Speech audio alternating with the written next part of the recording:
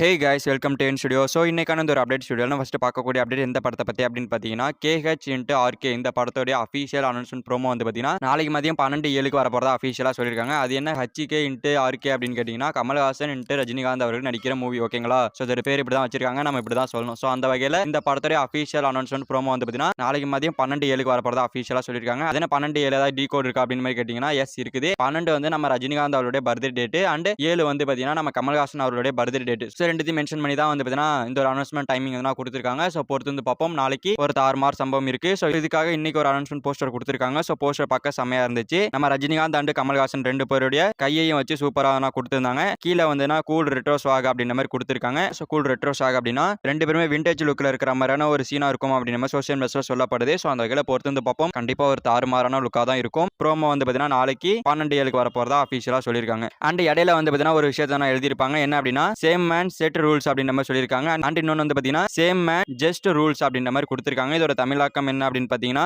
சில ஆண்கள் விதிகளை வகுக்கிறார்கள் அப்படின்ற மாதிரி கொடுத்துருக்காங்க. இன்னொன்று வந்து பார்த்தீங்கன்னா சில ஆண்கள் நியாயமான ஆட்சி செய்கிறார்கள் அப்படின்ற மாதிரி கொடுத்துருக்காங்க. ஸோ ஒன்று வந்து பார்த்தீங்கன்னா நம்ம கமல்ஹாசன் அவர்களுடைய டைலாக், இன்னொன்று நம்ம ரஜினிகாந்த் அவருடைய டைலாக். ஸோ இந்த மாதிரி தான் நான் கொடுத்துருக்காங்க. ஸோ பொறுத்து வந்து பார்ப்போம் ப்ரோமோல ஏதாவது சம்பவம் பண்ணியிருக்காங்களா அப்படின்னு சொல்லிட்டு. ஸோ கண்டிப்பாக நம்ம நெல்சன் அவர்கள் ஏதாவது சம்பவம் பண்ணியிருப்பாரு. ஸோ அந்த ப்ரோமோல தான் நெல்சன் வருவார் அண்ட் அனிருத் ரெண்டு பேருமே வருவாங்க. ஏதாவது ஃபன் வீடியோவா இருக்க வாய்ப்புகள் இருக்கு ஸ்டார்டிங்ல. ஸோ பொறுத்து வந்து பார்ப்போம் எப்படி வரப்போகுது அப்படின்னு சொல்லிட்டு. ஓகே ஃப்ரெண்ட்ஸ், யாரெல்லாம் அந்த ப்ரோமோக்காக ஈகலா வெயிட் பண்றீங்க அப்படின்றத கமெண்ட்ல சொல்லுங்க. ஸோ இன்னைக்கு கொடுத்துருக்க அந்த அனௌன்ஸ்மெண்ட் போஸ்டர் பத்தியும் உங்களோட ஒப்பீனியனை கமெண்ட்ல சொல்லுங்க.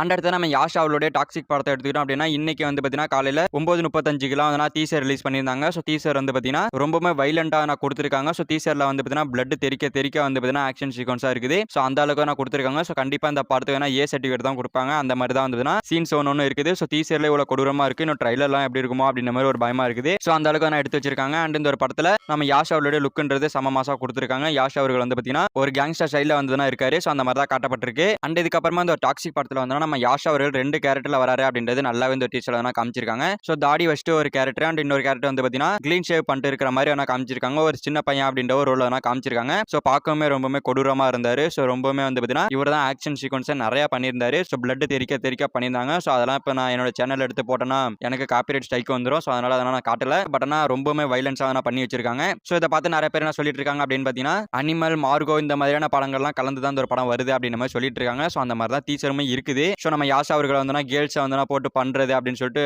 பர்த்டே கிளிம்ஸ்ல போட்டு அந்த அளவுக்கு செஞ்சிருந்தாரு. ஸோ அந்த வகையில் இந்த ஒரு டீசர்லேயே வந்து ஒரு 2-3 ஷாட்ல காமிச்சிருக்காங்க அந்த மாதிரியான விஷயங்கள்லாம். ஸோ அது மாதிரிலாம் பண்ணி வச்சிருக்காங்க. ஸோ படம் எப்படி வரப்போகுன்னு தெரியல. ஸோ இந்த படம் ரிலீஸ் ஆகிற அன்னைக்கு தான் துரந்தர் 2 ரிலீஸ் ஆகுது. ஸோ அந்த படத்தில் ஹீரோனா 2 கேரக்டர்ல நடிக்கிறாரு. ஸோ இந்த மாதிரி 2 படத்துலையும் ஒரே மாதிரியான கேரக்டர் வந்துட்டு இருக்கு. ஸோ எப்படி வருதுன்றதை பொறுத்து வந்து பார்ப்போம். பட் ஆனால் இந்த ஒரு டாக்ஸிக் டீசர்ல வந்து விஷுவல் எல்லாமே சூப்பராக பண்ணியிருந்தாங்க. இந்த படத்தில் வந்து எல்லாமே வந்து பார்த்தீங்கன்னா பிளஸ்ன்ற அளவுக்கு நான் சூப்பராக பண்ணியிருக்காங்க. ஆக்ஷன் ஒன்று தெரிக்குது. அண்ட் அதுக்கப்புறமா வந்து பார்த்தீங்கன்னா நம்ம யாஷாவோட நடிப்புன்றது KGF 2 எப்படி கொடுத்திருந்தாரோ அதே மாதிரியே வந்து இந்த ஒரு படத்தில் கொடுத்துருக்காரு. ஸோ அந்த வகையில் எல்லாமே பிளஸ் அப்படின்ற அளவுக்கு தான் போயிட்டு இருக்கு. ஸோ மைனஸ்னு பார்த்தோம் அப்படின்னா ஏ சர்டிஃபிகேட் அந்த ஒரு கேர்ள்ஸ் அடிட் அந்த ஒரு கேர்ள்ஸை வச்சு பண்ற ஒரு சில விஷயங்கள் அது மட்டும் தான் கொஞ்சம் இடிக்குது. ஏன்னா ரொம்பவே வைலன்ஸா இருந்துச்சு அப்படின்னா படம் வருமா அப்படின்ற ஒரு டவுட்ல இருக்குது. ஸோ அந்த மாதிரி தோணுது. ஸோ பொறுத்து வந்து பார்ப்போம் என்ன பண்றாங்க அப்படின்னு சொல்லிட்டு. ஸோ எனக்கு தெரிஞ்சு ட்ரைலர்ல இதை விட பெட்டரா பண்ணுவாங்கன்னு நினைக்கிறேன். ஸோ VFXலாம் ட்ரைலர்ல இன்னுமே சூப்பரா பண்றதுக்கான வாய்ப்புகள் இருக்குது. பொறுத்து வந்து பார்ப்போம் மூவி டீம் என்ன பண்றாங்க அப்படின்னு சொல்லிட்டு. அந்த அடுத்த துணிவு, கில்லி இந்த 2 படமும் இன்னைக்கு ரிலீஸ் ஆகி தேட்டர்ஸ் எல்லாம் ஓடிட்டு இருக்கு. ஸோ ரெண்டுமே நல்லாவே பெர்ஃபார்மன்ஸ் பண்ணிட்டு இருக்கதா சொல்லப்படுது. ஸோ பொறுத்து வந்து பார்ப்போம் வசூல்லாம் என்ன மாதிரி வருது அப்படின்னு சொல்லிட்டு.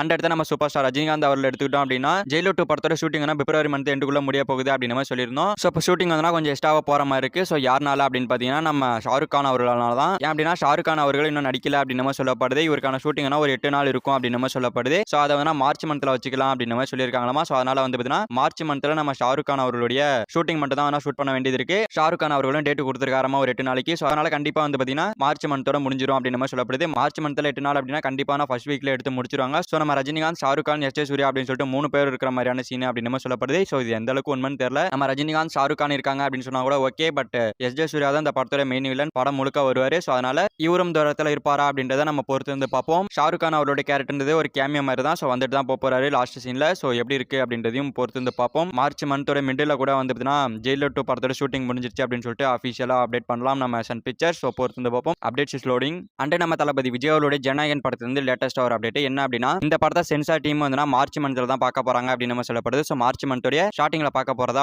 ஒரு நியூஸ் ஓடிட்டு இருக்கு. ஸோ ஸ்டார்டிங்ல பார்த்து ஒரு 10 நாள் 20 நாள் சர்டிஃபிகேட் கொடுத்துருவாங்க அப்படின்னு நம்ம சொல்லப்படுது. ஸோ 10 நாள் 20 நாள் நீங்க எப்போ கொடுத்தாலும் சரி, படம் வந்து பார்த்தீங்கன்னா ஜூன் மந்த்ல தான் ரிலீஸ் ஆக போகுது. ஸோ அதனால நீங்க எப்போ வேணா கொடுங்க அப்படின்ற மாதிரி நாங்கள் வெயிட் பண்றோம். ஸோ பொறுத்து வந்து பார்ப்போம். படம் வேணா ஜூன் மந்த்ல தான் வரப்போகுது. ஸோ நீங்க எப்போ கொடுத்தாலும் வாங்கி வச்சுக்கிட்டு யூபிஐ சர்டிஃபிகேட் கிடைச்சிருச்சு அப்படின்னு சொல்லிட்டு அஃபீஷியல் அனௌன்ஸ்மெண்ட்டா கேவின் ப்ரொடக்ஷன் பண்ணிட்டு படத்தை வந்து ஜூன் மந்த் தான் ரிலீஸ் பண்ணுவாங்க. ஏன்னா இப்போ டாக்ஸிக் வரதுனால கண்டிப்பான ஜூன் மந்த்ல தான் ஜனநாயகன் ரிலீஸ் ஆகும். ஸோ பொறுத்து வந்து பார்ப்போம். தளபதி சம்பவம் லோடிங் அண்ட் அடுத்த நம்ம மகேஷ் பாபு அவர்கள் நடிக்கிற வாரணாசி இந்த படத்துல வந்து பிரகாஷ் ராஜ் அவர்கள் நடிக்கிறாரு அப்படின்ற மாதிரி நியூஸ் கிடைச்சிருக்கு. ஸோ பிரகாஷ் ராஜுக்கு என்ன மாதிரியான ரோல் அப்படின்னு பார்த்தீங்கன்னா நம்ம மகேஷ் பாபுவோட அப்பாவா இருக்க போறாரு அப்படின்னு மாதிரி சொல்லப்படுது. ஸோ மகேஷ் பாபுவோட அப்பாவா ஒரு தீவிர சிவன் பக்தனா இருப்பாரு அப்படின்னு மாதிரி சொல்லப்படுது. ஸோ இந்த படத்திலேயே மகேஷ் பாபு அவர்கள் தீவிர சிவன் பக்தனா தான் இருக்கணும். ஏன்னா அந்த மாதிரி தான் கேரக்டர். ஸோ அதை மிஞ்சின ஒரு சிவன் பக்தனா வந்து பார்த்தீங்கன்னா நம்ம பிரகாஷ் ராஜ் இருப்பாரு அப்படின்னு மாதிரி சொல்லப்படுது. ஸோ பொறுத்து வந்து பார்ப்போம் என்ன மாதிரியான சம்பவங்கள் பண்றாங்க அப்படின்னு சொல்லிட்டு.